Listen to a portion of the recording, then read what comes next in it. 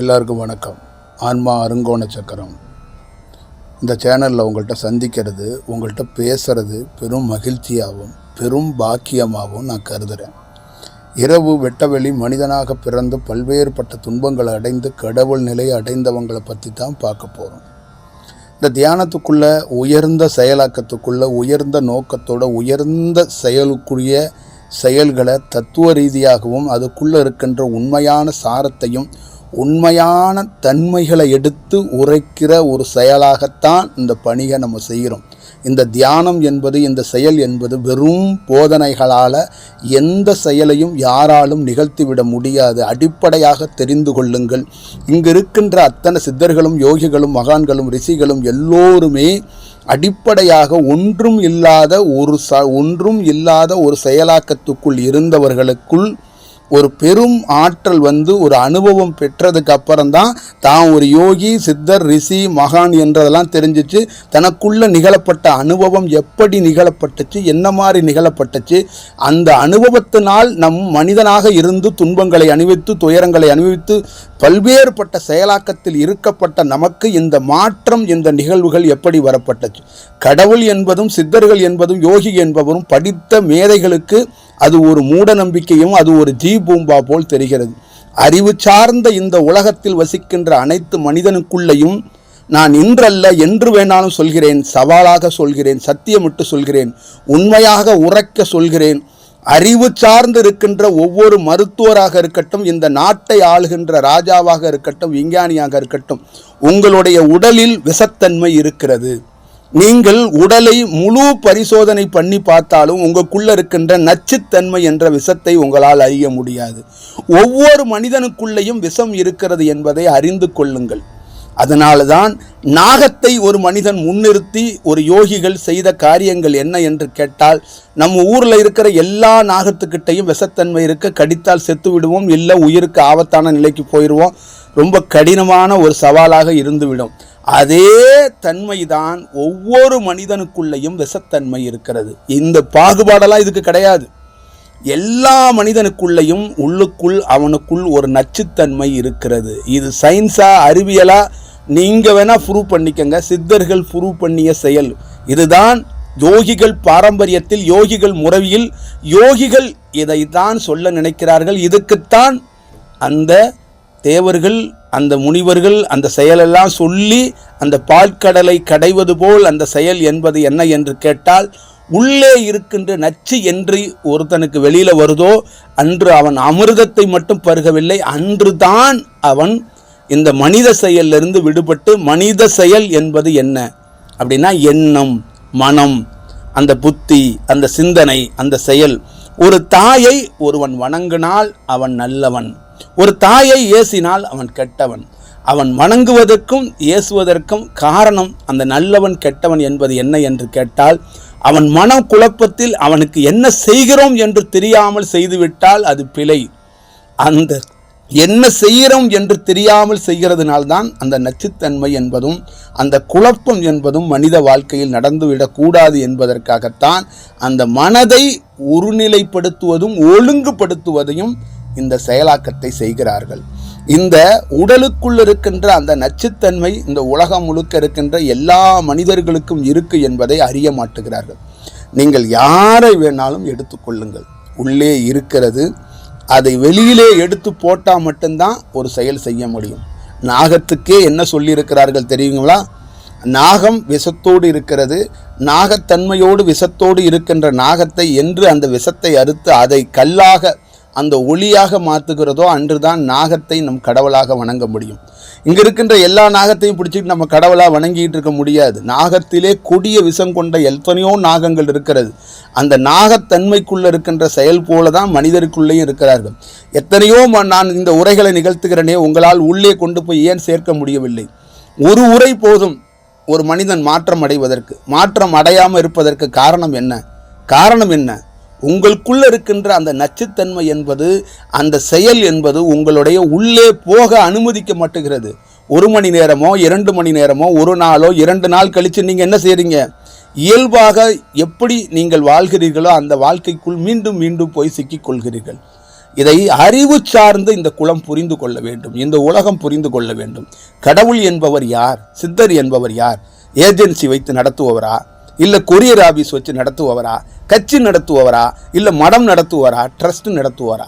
இந்த உலகத்தில் காற்று வழியாக மனித மேம்பாடு அடைவதற்காக உதவி செய்யக்கூடிய ஒரு காற்று தான் கடவுள். ஒரு காற்றோடைய தன்மையில், காற்றோடைய வேகத்தில் ஒரு செயல் கிட்டுகிறது. நான் மனிதனாக இருந்து பல்வேறுபட்ட குற்றங்களையும் துன்பங்களையும் துயரங்களையும் செய்தவன், அதில் எந்த மாற்றமும் கிடையாது. நான் ஒழுக்கமாக, உத்தமனாக, சத்தியனாக, அப்படியே ஒரு மிகப்பெரிய ஆளாக இருந்தவன் என்று தயவு செய்து எண்ணிவிட வேண்டாம். சிறு வயதிலிருந்து இளமை காலங்கள்லாம் நான் எல்லா செயலுக்குள்ளேயும் வாழ்வதற்காக எந்த முறையை எப்படி வேணாலும் பயன்படுத்தலாம் என்பதை, அந்த யுத்தியை எனக்கு இந்த மக்களும் இந்த சமூகமும் எனக்கு கற்றுக் கொடுத்தது. அந்த யுத்தியை தான் கடைபிடித்தேன். 500 ரூபாய்க்கு ஒரு யுத்தி, 1000 ரூபாய்க்கு ஒரு யுத்தி, 10,000 ரூபாய்க்கு ஒரு யுத்தி, 20,000 ரூபாய்க்கு ஒரு யுத்தி. இந்த யுத்திகளை கடைபிடிப்பதும், உறவினர்கள்ட்ட எப்படி கையாள்வதும், இந்த உலகத்தில் நம்மளை எது எதிர்பார்க்குறாங்க, ஒரு சொந்த பந்தங்கள்கிட்ட போகும்போது ஒரு ஃபெஸ்டிவலுக்கு எப்படி போகிறது, எப்படி செய்கிறது, இது போன்ற செயலாக்கத்தில் இருக்கப்பட்டவன் நான். நீங்கள் எப்படி வேணாலும் இந்த உலகத்தில் இந்த செயலாக்கத்தில் வாழ்ந்து கொள்ளலாம். அதிகாரம், படிப்பு, வசதி இதெல்லாம் இருந்துச்சுன்னா நீங்கள் எப்படி இருந்தாலும் இந்த உறவுகளும் இந்த சமூகங்களும் உங்களை ஆற தழுவிக்கொள்ளும், பாராட்டி கொள்ளும். ஆனால் இதில் எதுவும் இல்லை என்றால், நீங்கள் வெண்ணுமே இல்லாமல் நல்லவனாக இருந்தீர்கள் என்றால் உங்களை கவனிக்க மாட்டார்கள். ஆனால் இப்படி இருந்தவனுக்கு மாற்றம் எப்படி நிகழப்பட்டது என்றால், இந்த தியானத்துக்குள் மாற்றம் என்பது என்ன என்று பொதுவாக கேட்டிருக்கணும். பொத்தாம் பொதுவாக ஜீபூம்பா அல்ல. இந்த தியானம் என்பதே, இந்த முக்கியமான செயல் என்பது, சித்தர்கள் என்பது, இந்த போற்றுதலுக்குரிய சக்தி என்பது என்ன என்று கேட்டால், நம் அங்கு இருக்கும்போது சாதாரண காற்றை சுவாசிக்கிற நாம் ஒரு நாள் இல்லை ஒரு நாள் அது தெய்வீகமான ஒரு காற்று உள்ளே போய் ஒரு பெரிய வேலையை செய்கிறது. அதற்காகத்தான் இந்த சுவாசத்தை கவனித்து கொண்டு இருங்கள். ஒரு சுவாசத்துக்குள்ள ஒரு மாற்றங்களை அடைய வைக்க முடியும். சுவாசத்தால் மட்டும்தான் உள்ளே இருக்கின்ற செயலாக்கத்தை மாற்றம் அடைய வைக்க முடியும். உள்ளே ஒரு ஸ்கேன் செய்து உடலில் இருக்கின்ற பாகங்கள் எப்படி இருக்கிறது, அந்த செயலுக்குள்ள எப்படி இருக்குன்னு பார்த்துட்டு தான் எந்த அறுவை சிகிச்சைக்கும் ஒரு மருத்துவர் தயாராகிறார். அதே போல இந்த காற்றை வைத்து தான், பெரும் ஆயுதமாக இந்த காற்றை கொண்டுதான் இறை சக்தி உள்ளே இருக்கின்ற செயலாக்கத்தை சரி செய்வதற்கான வாய்ப்பு இருக்கிறது. ஒரு சாதாரண மனிதனுக்கு இயல்பாக காற்றுகளை சுவாசித்து கொண்டு தியானம் பண்ணி கொண்டோ சாமி கும்பிட்டு கொண்டோ வாழ்கிறவனுக்கு எந்த மாற்றமும் இல்லை. ஒரு நாள் இல்லை ஒரு நாள் அவன் வாழ்க்கையில் மாற்றம் அடைகிறான் என்றால், அந்த இறை காட்சி என்பது என்ன என்று கேட்டால், அவன் சுவாசிக்கிற சுவாசத்தில் மாற்றம் ஏற்பட்டால் மட்டுமே அதுவே இறை காட்சி என்று பொருள், அதுவே இறை என்று பொருள். கடவுள் என்பது, கடவுள் செயல் என்பது, சித்தர்கள் என்பது, போதனைகள் என்பது மூட நம்பிக்கையோ தப்பான பழக்க வழக்கமோ தவறான செயல்முறைகளை மனிதர்கள் ஏற்படுத்தி கொண்டார்களே ஒழிய ஒரு காலமும் கடவுள்களும் சித்தர்களும் யோகிகளும் ஏற்படுத்தி கொடுக்கவில்லை என்பதை தயவு செய்து புரிந்து கொள்ளுங்கள். ஒரு சிலையை பிரதிஷ்டை பண்ண எந்த யோகியும் அந்த சிலைக்கு இது போன்ற ஒரு செயலாக்கத்தை செய்ய வேண்டும் என்பதையெல்லாம் அவன் சொல்லவில்லை. அதற்கெல்லாம் காரணங்கள், வடிவங்கள் வேறையாக இருக்கிறது. ஒரு உயர்ந்த ஆற்றலை அந்த இடத்தில் கண்டறிந்தவனுக்கு அங்கு என்ன செய்கிறான்? ஒரு சிலையை நிறுவுகிறான், ஒரு சிலையை அங்கு வைக்கிறான். அந்த சிலையில் அந்த பந்து அப்படி என்று சொல்லக்கூடிய அந்த சிலையை ஒரு பெரிய செயலாக்கமாக பண்ணி அந்த இடத்துக்குள்ள அந்த சிலையை பிரதிஷ்டை பண்ணுகிறான். அந்த சிலைக்குள் என்ன என்று கேட்டால், கீழே இருக்கின்ற உயிர் ஆற்றல்களை எப்படியாவது ஏதோ ஒரு வடிவத்தில் மக்கள் அந்த செயலாக்கத்தை காற்று வழியாக அவர்கள் தரிசிக்க வேண்டும், அவர்கள் காற்றாக மேம்பட வேண்டும் என்பதற்காகத்தான் ஒரு செயல்களை வடிவமைத்து வைத்தார். ஆனால் பழக்க வழக்க முறைகளில் அதை மனிதர்கள் அதை வெவ்வேறு வடிவமாக இழுத்து பிரித்து மாற்றிட்டாங்க. நோக்கம் ஒன்றுதான், ஆனால் அந்த நோக்கத்தை சுற்றி வளைத்து வெவ்வேறு வடிவங்களில் மாற்றப்பட்டு விட்டதனால் நம் குழப்பமடைந்து விட்டோம், நம் செயலாக்கத்தில் மாறி நிற்கிறோம். தயவு செய்து இறை என்பதும், இறை ஆற்றல் என்பதும், இறை சக்தி என்பதும், ஒரு மனிதனை மேம்படுத்துவது என்பதும் இந்த சுவாசத்தால் நிச்சயமாக செய்துவிட முடியும். அதனால்தான் இந்த சுவாசத்தை, இந்த சுவாச குழாவில், இந்த சுவாச செயலாக்கத்துக்குள் ஒரு மனிதன் மேம்பட முடியும். தனிப்பட்ட முறையில் ஒரு மனிதன் எப்படி வேணாலும் வாழலாம் என்று ஒழுக்க சீர்கேடோட ஒரு நல்ல செயலாக்கமாக தாய்க்கோ தந்தைக்கோ உறவினர்களுக்கோ முகம் சுளிக்கின்ற போல் வாழ்ந்த என் போன்ற ஒரு மனிதனால் அரசாங்கமோ சிறைத்துறையோ சட்டத்துறையோ எதாலையும் என்னை மேம்படுத்த முடியாத என்னை என் போன்ற மனிதர்கள் எத்தனையோ பேர் இருக்கலாம். நான் என்னை வைத்தே சொல்கிறேன். நான் மேம்பட முடியாத ஒரு மனிதன், மேம்பாட்டில் நல்ல பழக்கத்தில் நல்ல குணாவசியத்தில் சிறுவயதில் இருந்து வளர்க்கப்படாத ஒரு மனிதன். அப்பொழுது எப்படி வேணாலும் வாழலாம் என்று வாழ்ந்த ஒருவனை இந்த சுவாச காற்று நெறிப்படுத்தியது. எனக்கு குருவாக, தந்தையாக, தாயாக, ஆசிரியராக எல்லா ரூபத்திலையும் மேம்பட்ட இந்த சுவாசம் காற்று உள்ளே போய் என் உடல் உறுப்புகளை அனைத்தையும் சரி செய்து எனக்குள் ஒரு தெய்வீக செயலை காட்டி கொடுத்தது. அந்த தெய்வீக செயலாக்கத்தில் எனக்குள் வயிற்றுக்கு கீழே ஒரு அடிக்கு கீழே இருந்து ஒரு செயலாக்கமும், அதே இடுப்புக்கு அந்த பகுதிக்கு கீழேயே ஒரு செயலாக்கமும், அதே மேலே அப்படியே இதய பகுதியில் ஒரு செயலாக்கமும், அப்படியே எனக்கு தொண்டை குழியில் ஒரு செயலாக்கமும், அதே அப்படியே பிடரியில் பின்பக்கம் ஒரு செயலாக்கமும், அப்படியே நெத்தி பக்கம் 3 வழியாக நெத்தியில் 3 செயல் ஒரே நேரத்தில் நிகழப்பட்டு அதற்கப்புறம் உச்சித்தலையில் ஒரு செயலாக்கங்கள். இந்த செயலாக்கத்தை அடிப்படையாக வைத்து மற்ற செயலாக்கங்கள் உடலுக்குள் இயக்கப்படுகிறது.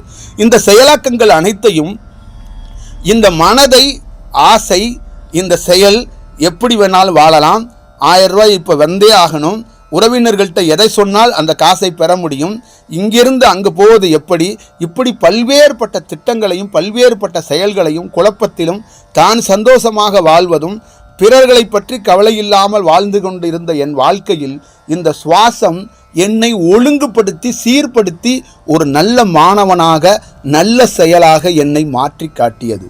அப்பொழுது நான் என்ன செய்தேன் என்றால், ஒவ்வொரு செயலிலிருந்தும் இந்த மனித செயலிலிருந்து நான் செய்த குற்றங்களிலிருந்து நானே விடுபட்டு வந்தேன். நிரபராதியாக அவர்கள் என்னை விடுதலை செய்யவில்லை, நானே விடுதலையானேன். நான் இந்த தவறுகளை செய்திருக்கிறேன், நானே ஒத்துக்கிட்டேன், நான் ஒரு தவறு செய்திருக்கிறேன், இந்த தவறை என் வாழ்நாளில் இனி செய்யாமல் நான் பாதுகாத்து கொள்வேன்.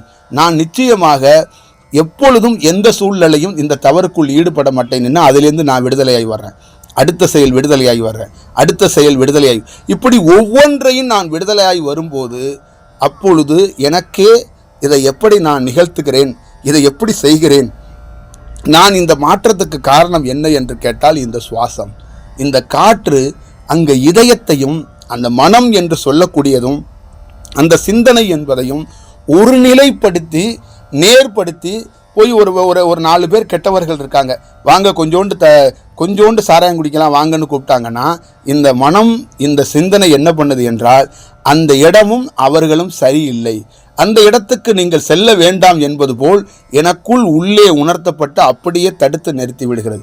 அதற்கு முன்னால் அவர்கள் கூப்பிடுவதற்கு முன்னாடி அங்கே பாய விரித்து தூங்கிட்டு இருந்தவன் நான். ஒரு 4 பேர் சாராயம் குடிச்சிட்டு இருக்காங்கன்னா அவங்க இன்னைக்கு கூப்பிட்டு நம்ம போக மாட்டோம், ஆனால் அதற்கு முன்னால் அங்கேயே பாய விரித்து தூங்கி கொண்டிருந்தவன். அப்போ இந்த மாற்றம் எப்படி நிகழ்ந்திருக்கிறது என்று பாருங்கள். அப்படித்தான் ஒவ்வொரு செயலுக்குள்ளேயும் இந்த எண்ண அலைவரிசையை நம்மளை அவுத்தூட்ட மாடு போல, இல்லை அவுத்தூட்ட யானை மதம் கொண்டு பித்து பிடித்து அலையுமுள்ள இதுபோல் நான் அலைந்து கொண்டிருந்தவன், தெரிந்து கொண்டிருந்தவன். காலை விடுகிறது, மத்தியானம், சாயந்தரம், இரவு, வரும் போவும் என்ன இருந்தாலும் நான் என்னமோ அது பாட்டில் ஓடிக்கிட்டு இருந்தேன். இப்பொழுது அப்படி இல்லை.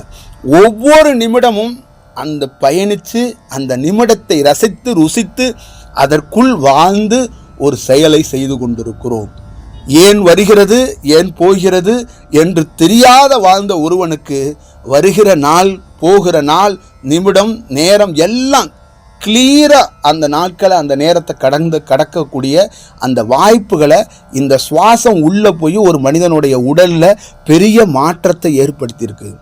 இந்த ஆய்வை, இந்த ஆராய்ச்சியை உட்கார்ந்து ஒரு மனுஷன் தியானம் பண்ணி தன்னையே மறந்து போனவன் அதுக்கப்புறம் கண் முழிச்சு பார்க்கும்போது தனக்கு காரணம் என்ன அப்படிங்கிறத கண்டுபிடிச்சி இந்த காற்று வழியாக இறைத்தன்மை கொண்ட காற்று உள்ளே நமக்கு மனுஷனாக இருந்தவனுக்கு இவ்வளோ பெரிய சேஞ்சை கொடுத்துருக்கு அப்படின்ட்டு அவன் புத்தகம் எழுதுறதோ, அவன் எழுத்து வடிவத்தை கொடுக்குறதோ, சத்சங்கம் பேசுகிறதோ, நகரத்துக்குள்ளே போய் மக்களை சந்திக்கிறதோ இந்த வேலைகளை சித்தர்கள் பார்த்தாங்க.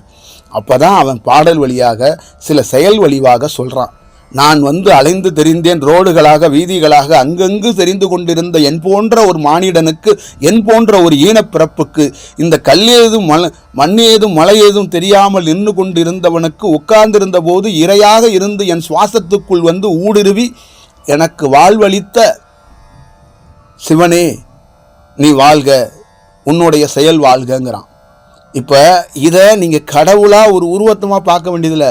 நான் கேடுகட்டு இருந்தபோது, நான் துன்பத்தில் இருந்தபோது, துயரத்தில் இருந்தபோது என்னை ஒருநிலைப்படுத்தி ஒழுங்குபடுத்தி என்னை செம்மைப்படுத்தி என்னை ஒரு செயல் செய்தாய். வெறும் செம்மைப்படுத்த மட்டும் இல்லை, என்னை ஒழுங்குபடுத்த மட்டும் இல்லை, என் மனதை ஒருநிலைப்படுத்த மட்டும் இல்லை, நான் யார் என்பதையும், நான் எதற்காக பிறந்திருக்கிறேன், நான் எதற்காக இந்த பூலோகத்தில் வாழ்கிறேன், எப்பொழுது இறக்கப் போகிறேன், இப்படி என்று அனைத்தையும் காட்டி கொடுத்த பெருமானே, காற்றே, உன்னை நான் தலைவணங்குகிறேன், உன்னிடம் மண்டியிடுகிறேன் என்று ஒருவன் சொல்கிறான். உண்மை செயல், வேற எதுவும் இல்லை. தியானம் ஒரு மனிதனை நல் நோக்கத்துக்குள்ள இருக்கின்ற நல் வடிவத்தை செய்கிறான். அதற்காகத்தான் கடவுள் தூணில் இருக்கிறான், துரும்பில் இருக்கிறான் என்பது. இங்கு கடவுளை பேசுவது, கடவுளை பற்றி சொல்வது இமாஜினேஷனில் மிகப்படுத்தி சொன்னதுனால எதிரில் இருக்கிறவன் விமர்சனம் பண்ணுறான். கடவுள் என்பவர், செயல் என்பது ஒரு மனிதனை யாராலும் மாற்ற முடியாத ஒரு மாற்றத்தை உருவாக்கி கொடுக்கிறது. உங்கள் பள்ளிக்கூடம், உங்கள் காலேஜ், என்னை 10 மாதம் சுமந்த தாய், அந்த சுமக்கிறதுக்கும் என் உயிரை உருவாகிறதுக்கான என் தந்தை, ஆசிரியர், இவர்கள் யாராலையும் என்னை மாற்ற முடியாத செயலை இந்த காற்று மாற்றியது. இது போன்ற 50 காணொலியை இதே வார்த்தையை நான் பயன்படுத்தி சொல்லியிருக்கிறேன். ஏன் உங்களால் மாற்றம் அடைய வைக்க முடியலைன்னா, நீங்கள் இதில் உங்களுடைய காற்றுக்குள்ள இருக்கின்ற செயலாக்கத்தை புரிவதற்கோ அதற்குள் ஒரு செயல் வடிவத்தை கொண்டு வருவதற்கோ நீங்கள் தயாராக இல்லை. நீங்கள் வேற ஒரு செயலுக்குள்ளே போயிடுறீங்க, ஒரு இமாஜினேஷனுக்குள்ளே போயிடுறீங்க. அங்கு அதுவாக நிகழும். மாற்றம் நிகழ்ந்து விட்டால் திருப்பி நீங்கள் போய் மனுஷனாக வாழ முடியாது. மாற்றம் நிகழ்கிற வரைக்கும் போராடணும். மாற்றம் நிகழ்கிற வரைக்கும் பல்ல கடித்து கொண்டு பொறுமையாக இருக்கணும். தாய் பேசுவா, தகப்பன் பேசுவான், அண்ணன் பேசுவான், தம்பி பேசுவான், உறவினர்கள் பேசுவான், எல்லாரும் பேசுவான், எல்லாரும் புகழ்வான். இது எல்லாத்தையும் காதுக்குள் கேட்டுக்கொண்டு மௌனமாக நீ சுவாசத்தை கவனிக்கின்ற உன்னுடைய வேலை எது, அந்த வேலையை செய். நீ கொத்தனார் வேலைக்கு போறியா, சித்தாள் வேலைக்கு போறியா, வாத்தியார் வேலைக்கு போறியா, டாக்டர் வேலைக்கு போறியா, எந்த வேலைக்கு வேணாலும் போ. ஆனால் இந்த வாழ்க்கையில் மேம்படுவதற்கும் உன்னை நீ பலப்படுத்திக்கிறதுக்கும் யாருக்கும் தெரியாத ஒரு ரகசியத்தை நீ, இந்த தியானம் என்பது ரகசியம். இதை நீ வெளிப்படுத்த வேண்டிய அவசியம் இல்லை யார்கிட்டையும். நான் தவம் பண்ணிக்கிட்டு இருக்கேன், ஐ எம் த பிரிச்சுவல் அப்படின்னு இன்றைக்கி பெருமையாக சொல்லிக்குவாங்க. நான் அந்த பிரிச்சுவல் பாதையில் போய்கிட்டே இருக்கேங்க. இது என்ன பிரிச்சுவல் பாதைன்னா எனக்கு ஒன்றும் புரியலை. எனக்கு அப்படியே பிரிச்சுவல் பாதையில் அப்படியே போயிட்டே இருக்கேன். எனக்கு எல்லாம் ரொம்ப இதாகிருச்சு, அதாகிருச்சு. இதெல்லாம் இப்படியெல்லாம் பேசவே கூடாது. இதெல்லாம் எதுக்கு ஒரு கூட்டமாக சேர்ந்துக்கிட்டு கத்திக்கிட்டு வச்சுக்கிட்டு நானும் ஒரு பிரிச்சுவல், நீங்கள் வாங்க, நான் எங்கே தவம் பண்ணுறேன், எங்கே தவம், இதெல்லாம் இல்லை. ஒரு மனிதனுடைய தனக்குள்ளே இருக்கின்ற செயல் இது, தான் மாற்றம் அடைய வேண்டிய செயல் அது. அதனால தான் ஒரு யோகி முழு டிஸ்கஷன் பண்ண மாட்டான். ஒரு வள்ளலார் மாதிரி ஒருத்தர் முழு டிஸ்கஷன் ஏன் பண்ணலான்னா, யார்கிட்ட போய் பண்ண முடியும்? மனிதன்கிட்ட பண்ணி என்ன பிரயோஜனம்? நான் பேசுகிறேனே, என்ன பிரயோஜனம்? வெகு சில மனிதர்கள் இதில் ஸ்பார்க் ஆவீங்க, ஆனால் இதை முழுமையாக உங்களால் உணர முடியாது. அப்போ இதை இன்னொரு பக்கத்தில் இருக்கிறவன், எனக்கு நான் பேசி கொண்டு இருக்கும்போது நிறைய உயிராற்றல் வருது. ஏன்னா அதுக்கு தெரியும். இப்போ நான் போனால் ஒரு ஜீவ சமாதியில் எப்படி வரவேற்கிறாங்கன்னா, இப்போ இந்த உயிர் அந்த உயிர் தெரியுது. அந்த மாதிரி இந்த உரை என்ன என்பது அந்த செயலாக காற்றாக அடைந்தவன் இருக்கான்ல, அவன்லாம் ரெஸ்பான்ஸ் பண்ணுவான். ஏன்னா அவனுக்கு இதோடைய அர்த்தம் என்னன்னு தெரியும். இதோட அர்த்தம் தெரியாதவன் என்ன செய்வான்? கேட்டுட்டு அடுத்த நாள் காலையில் அவன் என்ன வேலையை அதை நோக்கி போவான். நான் உங்கள்கிட்ட அடிப்படையாக சொல்வது, இந்த உலகத்தில் நீங்கள் ஒன்று செய்யுங்கள், தெரிந்து கொள்ளுங்கள், தயவு செய்து தெரிஞ்சுக்கோங்க. கடவுளையோ சித்தர்களையோ யோகிகளையோ தயவு செய்து தூக்கி பிடிக்கலாம் வேண்டாம். அவர்கள் ரொம்ப உயர்ந்தவர்கள், ரொம்ப உயர்ந்தவர்கள். அவர்களை போய் கிட்ட நிற்கிறதுக்கு நம்மளால முடியாது. நீங்கள் நல்லவர்களாக ஒழுக்கத்தோடு பண்போடு இந்த உலகத்தில் வாழ்கிறதுக்கு ஒரு தற்காப்பு கலை தான் இந்த தியானம். உங்களை நெறிப்படுத்தி உங்களையே நீங்கள் சரி செஞ்சுக்கிறதுக்கான ஒரு வாய்ப்புங்க. இரவில் உங்கள் வீட்டுக்குள்ளே நீங்களும் உங்கள் கணவனும் தனிமையாக இருக்கும்போது அதை வெளிச்சம் போட்டு காட்ட முடியாதுல்ல, அதே போல தான் தியானம். நீங்கள் வெளிச்சம் போட்டு காட்ட வேண்டிய அவசியம் இல்லை. அதில் நீங்கள் மாற்றம் அடைந்தால் ஊருக்கு தானாக வெளிச்சம் அடையும். நான் எவ்வளோ நாளாக பயிற்சியில் இருந்தேன், யாருக்கும் வெளிச்சம் போட்டு காட்டலை. ஆனால் இன்று தானாக அது வெளியில் நிற்கிது. இதுதான் செயல். அப்போ ஒரு மனிதன் எந்த ரூபத்திலையா இருந்தாலும், நீங்கள் படித்தது, நீங்கள் வச்சுருக்கிறது எல்லாம் ஓகே, அதையும் தாண்டி இன்னும் அட்வான்ஸாக நீங்கள் உங்கள் மனதோடு நல்ல செயலாக்கத்துக்குள்ளே போகிறதுக்கு இது உதவியாக இருக்கும். அதுக்குத்தான் இதை யோகிகள் கொடுத்தாங்களே ஒழிய என்ன புகழுப்பா, என்ன பாடுப்பா, என்ன துதிப்பா, என்ன டெய்லி பாருப்பாங்கிறதெல்லாம் இல்லை. நீ மாற்றம் அடைய மாட்ட, இதுக்குள்ளே கடந்துருவ. அப்போ இது ஒன்று இருக்குது, நீ பார்த்துக்க அப்படிங்கிறதான். இப்போ நான் என்னுடைய இதுலேருந்து என்ன சொல்கிறேன்னா, நான் ஒரு கெட்டவனாக இருந்தேங்க, ரொம்ப கெட்டவனாக இருந்தேன். இந்த உலகத்தில் எப்படி வேணாலும் நான் வாழலான்னு வாழ்ந்தேன். இந்த சேஞ்சுக்கு காரணம் இந்த சுவாச காற்று. என்னுடைய மாற்றம், என்னுடைய செயல், இந்த மனித செயல்லேருந்து இப்படி ஒரு மாற்றம் அடைஞ்சிருக்கேன்னா, இப்படி ஒரு செயல் இருக்கிறேன்னா, ஒரு நல் ஒழுக்கத்தை நான் ஒரு செயல் நின்று மனம் வேலை செய்யாமல் குழப்பம் இல்லாமல் இன்றைக்கி நான் நிற்கிறேன் அப்படின்னா, கண்ணீர் சிரிப்பு எது வந்தாலும், என்ன செயல் நிகழ்ந்தாலும், மரணமே வந்தாலும் அதை பெரிதாக எடுத்துக்கொள்ளாமல் அமர்ந்திருக்கிற செயலை என்னை உருவாக்கியது இந்த சுவாசம். இது போன்ற ஒவ்வொரு தனி மனிதனும் ஜாதி மதம் மொழி எல்லாம் கடந்து மாறுவதற்கான வாய்ப்பு இருக்குது. இதை பயன்படுத்தணுங்கிறது தான் நம்மளோட நோக்கம், வேறு எதுவும் கிடையாது. நம்மளுடைய அடிப்படை என்ன அப்படின்னா, ஒரு ரெஃபரன்ஸாக ஒரு அனுபவம் பெற்றவனை இந்த பிரபஞ்சம் என்ன சொல்லுதுன்னா, பேச வைக்குது, எழுத வைக்குது, சொல்ல வைக்குது. எதற்காகனா தன்னை புகழ்கிறதுக்காக இல்லை, இல்லை சொல்கிறவனை நீங்கள் புகழ்கிறதுக்காக கும்புறதுக்காக அல்ல. அப்படி மாற்றப்பட்டுருச்சு. அப்படி தயவு செய்து மாற்றப்பட வேண்டாம். இங்கு யாரையும் நீங்கள் புகழ வேண்டாம், யாரையும் கும்பிட வேண்டாம். தயவு செய்து நீங்கள் இதை கையில் வச்சுக்கிட்டு நீங்கள் நல்லவங்களாக போங்க, நீங்கள் நல்வழி அடைங்க, நீங்கள் ஒரு நல்ல செயலில் போங்கன்னு தான் நாங்கள் சொல்கிறோம். நீங்கள் தயவுசெய்து புகழ்ந்து கடவுளை கும்பிட்டு நீங்கள் எத்தனையோ காலம் சென்னையில் எவ்வளோ பேர் இருக்கீங்க, மயிலாப்பூரில் போய் உட்காந்து அந்த கடவுளை கும்பிட்டுக்கிட்டே இருக்கலாம்னு வச்சுக்கோங்க. கும்பிட்டுக்கிட்டே இருந்து அந்த மயிலாப்பூரில் இருக்க கடவுளேருந்து மேலே போய் உயரத்தில் ஆகாயத்துக்கு பறந்து போயிட போகிறதில்ல. அவருக்கு ஒன்றும் பெருமையை தேடி போகிறதில்ல. அது ஒன்றும் அவர் கட்சி தலைவர் கிடையாதுங்க. அவர் அங்கே காலையில் உட்காந்து நீங்கள் 5:15 5:45 வந்தால் தான் அவர் ஐயோ நான் தூங்கவே போவேன், வந்துட்டிங்களா, சால்வை எங்கே, மாலை எங்கேன்னு அவர் மயிலாப்பூரில் இருக்கிறவர் உட்காந்துருக்காரா, இல்லை பல கடவுள்கள் அந்த மாதிரி உட்காந்துருக்காங்களா என்ன? நீங்களா ஒரு கற்பனையை பண்ணாதீங்க தயவுசெய்து. கடவுள் என்பவெல்லாம் அப்படி இல்லைங்க. ஒரு மனிதன், தனி மனிதன் மேம்படணுங்க. அதாங்க கடவுள் சொல்கிற ஒரே தாரக மந்திரம். நீ மனிதனாக இருக்கப்பா, நீ நிச்சயமாக தப்பு பண்ணுவப்பா, உங்ககிட்ட நிறைய செயல் இருக்குப்பா, நீ படிச்சுட்டா, நீ ரொம்ப அட்வான்ஸாக இருக்கிற எல்லாம் தாண்டி அதையும் தாண்டி ஒன்று வேணும்ப்பா, அதை நீ வச்சுக்க. இன்னும் நீ படித்த படிப்பெல்லாம் என்னென்னா வீணாகாமல் இன்னும் சரியான அவர்களுக்கு போய் சேரணும்னா அதை ஞானத்தோடு கொடுத்துப்பாரு, அது மருந்தாக மாறும். நீ பெரிய உயர்ந்த பொறுப்பில் இருக்கிற நீ ஒரு நல்ல இதயத்தை பலவீனமாக இல்லாமல் ஒருநிலைப்படுத்தி இருந்தனா உன்னால் எத்தனை பேர் பயனடைவாங்க. ஒரு மரம் நல்ல மரமாக இருந்தால் அங்கே எத்தனை பேருடைய சுவாசத்துக்கு அது உதவியாக இருக்குது. எத்தனையோ பறவைகள் உட்காருது, எத்தனையோ பேர் நம்ம உட்காரோம், எத்தனையோ யோகிகள் நல்ல செயலாக இருந்ததுனால தான் புத்தர் ஒரு மரத்தில் உட்காந்து ஞானம் அடைகிறாப்புல. அதே போல தான் இங்கே தனித்தனி மனிதனாக இருக்கிற நீங்கள் ஒரு நல்ல செயலாக்கத்தை இருந்தீங்கன்னா நீங்கள் போகிற பாதைகள் எல்லாம் எத்தனையோ உயிர் ஜீவராசிகள் வாழ்ந்து விடும். இதுதான் நம்ம கேட்குறோம். நீங்கள் உங்கள் புள்ள, உங்கள் பொண்டாட்டி, உங்கள் சொந்தக்காரன், உங்களுக்கு செட்டில்மெண்ட்டு இதெல்லாம் ஓகே. நீங்கள் நல்லவராக இருந்தீங்கன்னா நீங்கள் போய் எந்த உதவி போய் யாரோ ஒரு ஆசிரமத்துக்கு 5000 கொடுக்குறேன் 10,000 செய்யாதீங்க. நீங்கள் சுவாசத்தை ஒழுங்குபடுத்திட்டீங்கன்னா விலை மதிக்க முடியாத உங்கள்கிட்டேருந்து இருக்கிற சுவாசம், உங்கள்கிட்டேருந்து இருக்கிற ஆறா அவனை வாழ வைத்து விடும். அவனை ஒரு நல்வழிப்படுத்துறதுக்கு உதவி ஆயிரும். பணம் நீங்கள் எத்தனை லட்சம் கொடுத்தாலும் அதுக்கப்புறம் அவன் இன்னும் தேடுவான், இல்லைன்னா அவனுடைய செயல் வேற. ஆனால் அவனுக்கு தேவை என்னன்னா மாற்றம். அவனுக்கு என்ன தேவைன்னா நிரந்தர மாற்றம் வேணும்.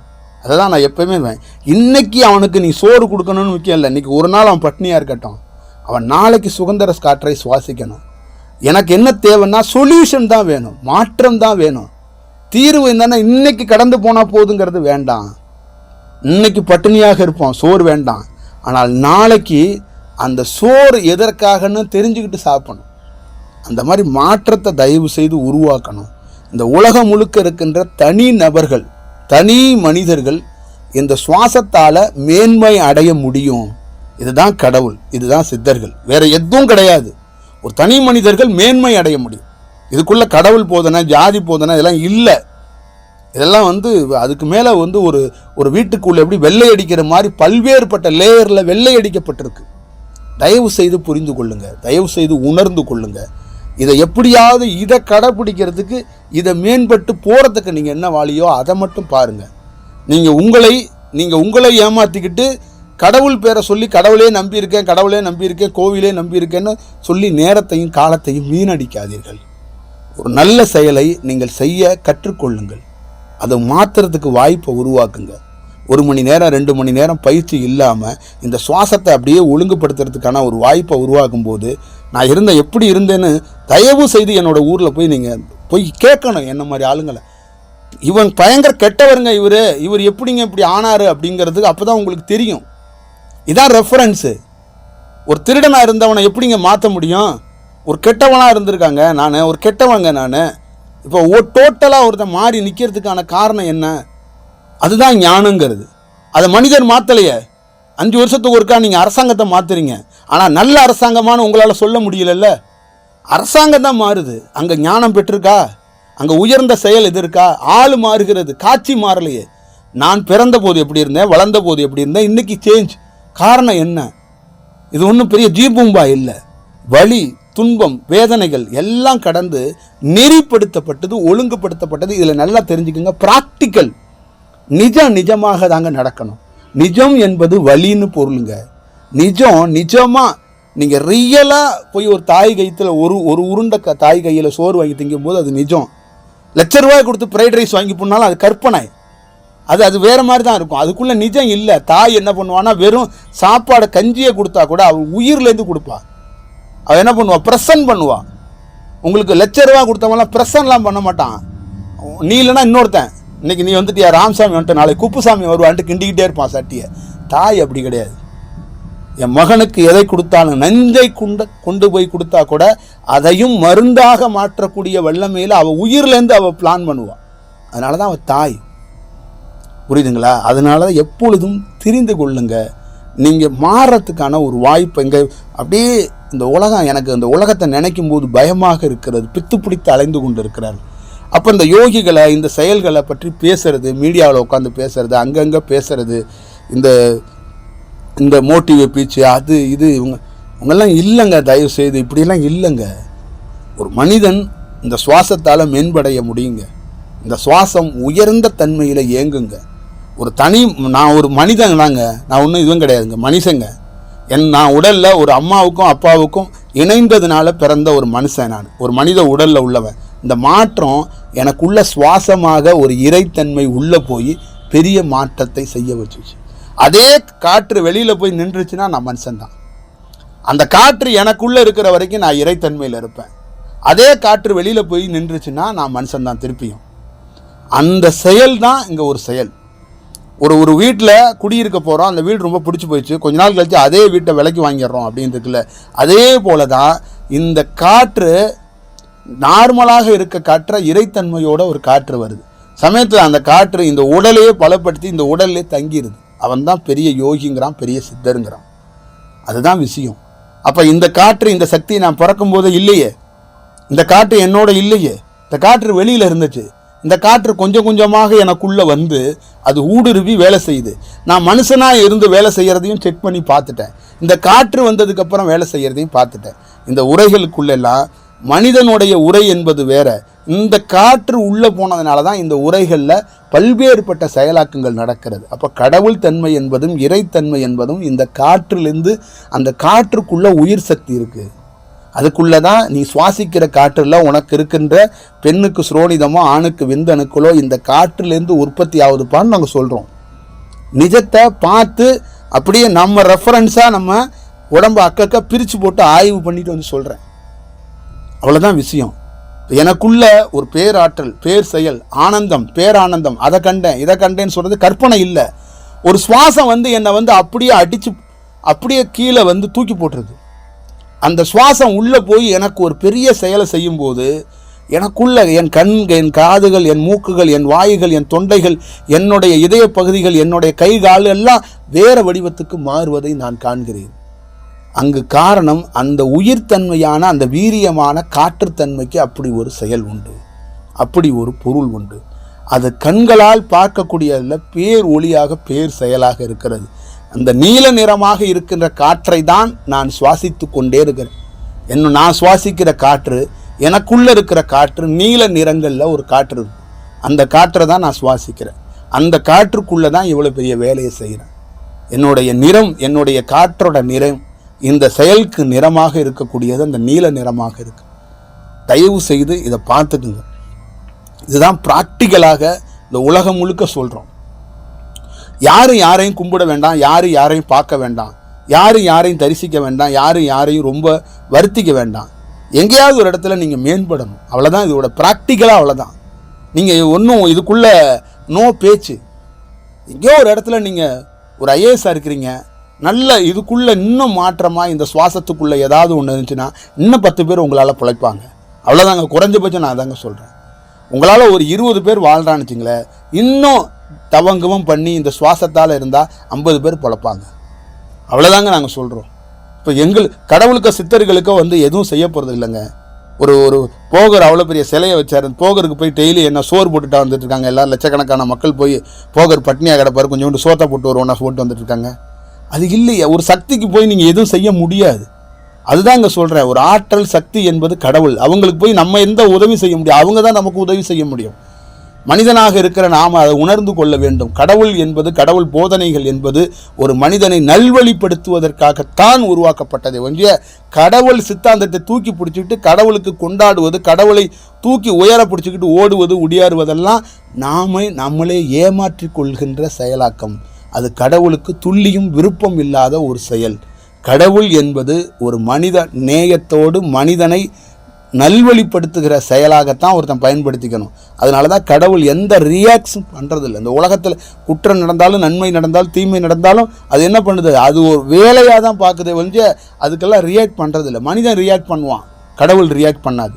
அது வேலையாக அது எப்போ ரியாக்ட் பண்ணுமோ அப்போ பண்ணும். அவ்வளோதான் விஷயம். அதனால் நீங்கள் பார்த்துக்கொள்ளுங்கள். ஒரு நல்ல செயலாக்கமாக சந்திப்போம். நன்றி, வணக்கம்.